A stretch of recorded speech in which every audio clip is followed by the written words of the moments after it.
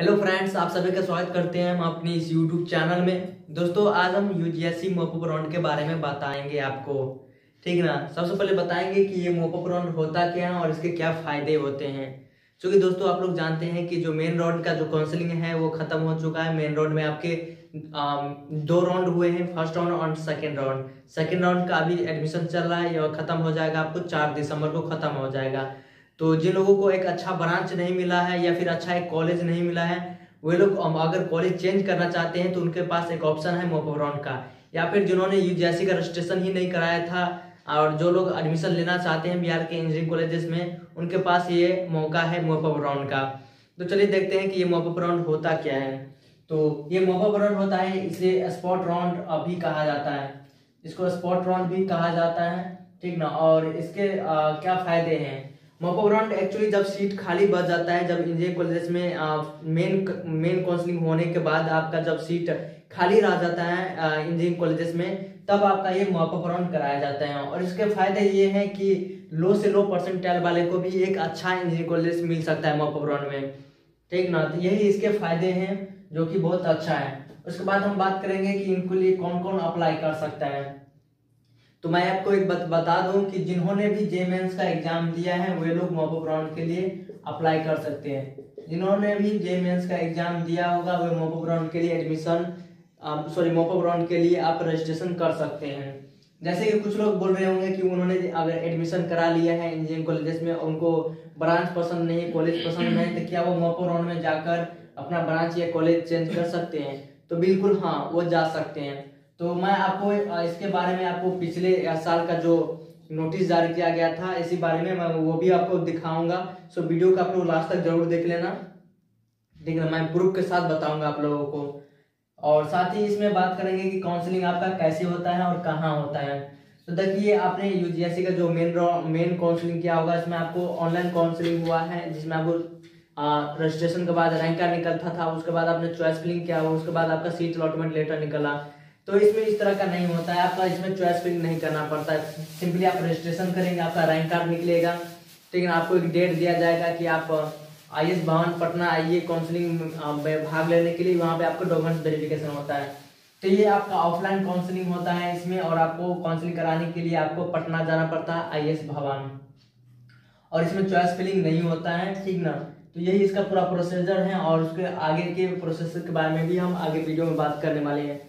तो आप लोग वीडियो पूरा जरूर देख लेना। उसके बाद अगर आपके मन में सवाल उठ रहे होंगे कि हमारे जो ओरिजिनल सर्टिफिकेट है वो कॉलेज में जमा है, तो क्या हम तो कैसे होगा, तो इसके बारे में भी हम बात करने वाले हैं। वीडियो के आगे हम बात करने वाले हैं, आगे बात करेंगे इसके बारे में, डिटेल्स में बात करेंगे और नोटिस भी दिखाएंगे आपको यूजा बीसीसी का। उसके बाद कुछ लोगों के मन में सवाल होगा कि एडमिशन कैंसिल कब होगा।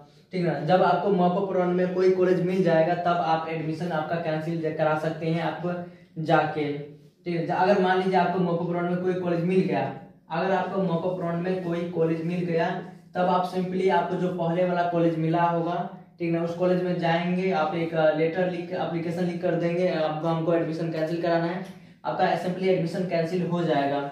ठीक ना। और सारे डॉक्यूमेंट्स आपको वापस दे देंगे। ठीक ना। तो हम सबसे पहले काउंसलिंग में, तो चूंकि काउंसलिंग में आप जाएंगे ऑफलाइन काउंसलिंग में, तो आपको सारे ओरिजिनल डॉक्यूमेंट्स चेक करते हैं, वहाँ डॉक्यूमेंट वेरिफिकेशन होता है।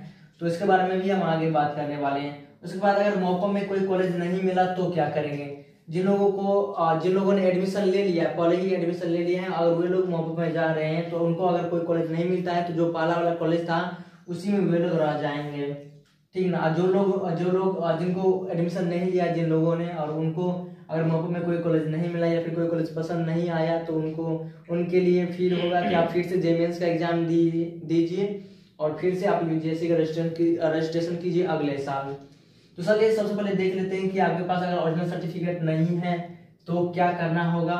ठीक ना। और काउंसलिंग कैसे होता है ये भी आपको हम बताते हैं आगे नेक्स्ट में। तो चलिए शुरुआत करते हैं।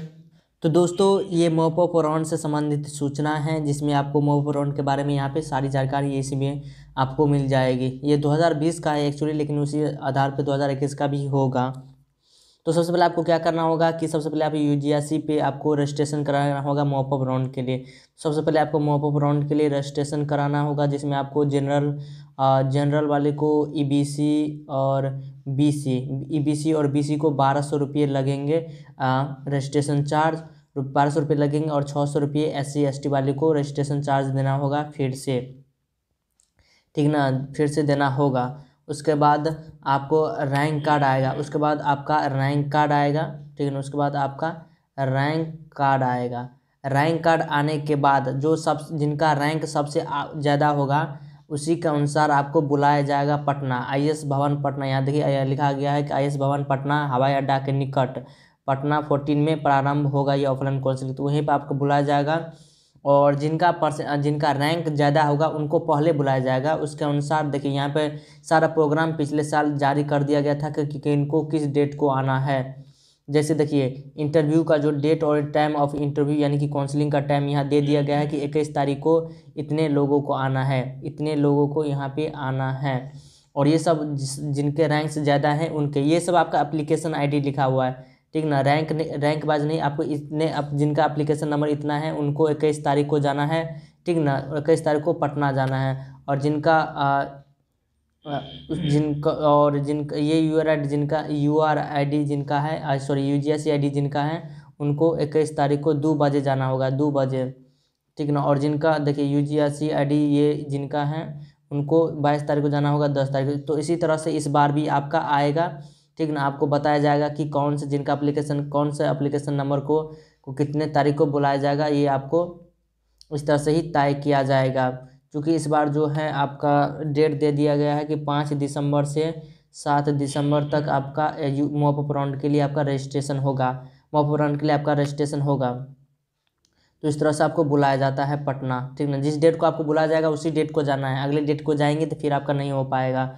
तो जिस डेट को बुलाया जाए और जिस टाइमिंग को बुलाया जाए उसी टाइमिंग पर आपको जाना होगा, तभी आपका हो जाएगा। तो उसके चलिए हम जान लेते हैं उसके बारे में और थोड़ा कि जिनके पास ओरिजिनल डॉक्यूमेंट जिनके कॉलेज में जमा है उनको क्या करना होगा।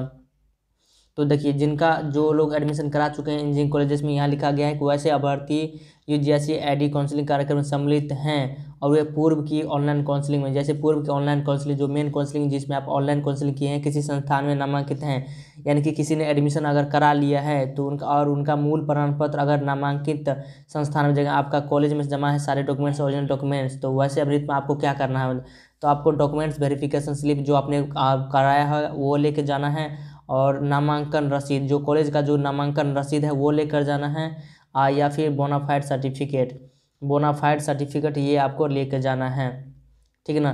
बोनाफाइड सर्टिफिकेट या ले जा सकते हैं, या फिर नामांकन शुल्क और डॉक्यूमेंट वेरिफिकेशन स्लिप और नामांकन शुल्क भी ले जाएंगे तो आपका काम हो जाएगा, ठीक है ना। और बोनाफाइड सर्टिफिकेट ले जाते हैं तो आपके लिए और भी अच्छा होगा। यहाँ पे चूँकि अथवा लिख दिया गया है इसलिए, या फिर आप बोनाफाइड सर्टिफिकेट लेकर जाइए, या फिर आप डॉक्यूमेंट वेरिफिकेशन स्लिप या फिर नामांकन से रसीद लेकर जाइए, ठीक है ना। तो इससे भी आपका काम हो जाएगा, ठीक है। तो आप लोगों को अब तो विश्वास हो गया होगा कि जो लोग एडमिशन करा लिए हैं इंजीनियरिंग कॉलेज में वो भी मॉप राउंड में जा सकते हैं, ठीक ना। तो काफ़ी लोगों को विश्वास नहीं हो रहा था इसलिए मैं बता दिया हूँ। देखिए तो यहाँ पे और लिखा गया है कि महत्वपूर्ण सूचना यहाँ पे दिया गया है कि ऐसे उम्मीदवार जो इस विज्ञापन के आधार पर निर्धारित तिथि समय पर काउंसलिंग के निश्चित रूप से उपस्थित हो अतः उनको अनुपस्थित मान लिया जाएगा, जिसके लिए पार्षद उत्तरदायी नहीं होगा। यानी कि जिस डेट को या फिर जिस डेट और टाइम को आपको पटना बुलाया जाए काउंसलिंग के लिए, अगर उस डेट और टाइम को नहीं जाते हैं तो आपको अनुपस्थित मान लिया जाएगा, और पार्षद इसके लिए कोई जिम्मेवारी नहीं लेगा, ठीक है ना। वेबसाइट BCC आपके लिए कोई वेबसाइट में और आपको सीट नहीं मिल पाएगा, ठीक ना। उसके बाद यहाँ दिया है काउंसलिंग है तो बुलाए गए अभ्यर्थियों के नामांकन की गारंटी नहीं है, कि ये गारंटी आपको नहीं दिया जाता है कि आपका नामांकन होगा ही होगा। सबसे पहले आपको डॉक्यूमेंट वेरिफिकेशन कराना होगा, उसके उपरांत ही आपको सीट होगा, उपरांत ही आपका पात्रता पर निर्भर होगा। सबसे पहले आपको डॉक्यूमेंट वेरिफिकेशन कराना होगा, उसके बाद देखा जाएगा कि आपको एडमिशन होगा या नहीं होगा, सीट खाली है या नहीं है, ठीक ना, उसी के आधार पर होगा। उसके बाद यहाँ दिया गया है कि यदि निर्धारित काउंसलिंग के आधार पर सीट आवंटन प्रक्रिया पूरी नहीं हो सकेगी तो अगले दिन आपको पूरा करने के लिए रुकना पड़ेगा। ये भी यहाँ दिया गया है। यदि निर्धारित तिथि या तिथियों से पहले सिर्फ सीटें भर जाती हैं तो भर जाने के निर्धारित तिथि काउंसलिंग, अगर सीटें भर जाती हैं आपको जिस दिन को बुलाया जाए को पटना, अगर उससे पहले ही सीटें भर जाती हैं तो काउंसलिंग स्थगित कर दी जाएगी, ठीक ना।